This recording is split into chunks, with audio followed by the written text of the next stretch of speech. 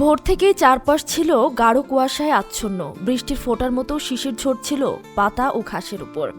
কাশফুল নুয়েছিল শিশিরের ভোরে, আর মাকড়সার জালে জমে থাকা শিশির বিন্দুগুলো যেন মুক্তোর মতো ঝুলছিল বাতাসে। ঘন কুয়াশায় দৃষ্টিসীমা কমে যাওয়ায় অনেক যানবাহনকে হেডলাইট জ্বালিয়ে চলতে দেখা গেছে।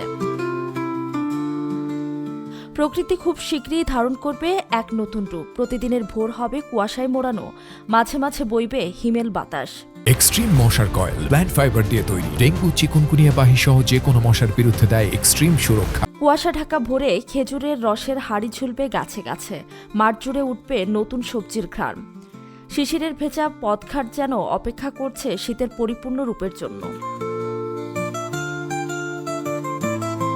শীত এখনো পুরোপুরি না আসলেও তার আগমনী বার্তা যেন কুয়াশা হয়েই নেমে এসেছে মাদারীপুরে। তারই লক্ষণ এখন কিছুটা স্পষ্ট। তাই তো কুয়াশার চাদরে ঢাকা পড়তে শুরু করেছে চারপাশ। মধ্যরাতে আর আগের মতো গরম নেই, কিছুটা ঠান্ডা অনুভব হচ্ছে। তাই তো বলা চলে শীতের আগমনী বার্তা পাওয়া যাচ্ছে দেশের প্রকৃতিতে।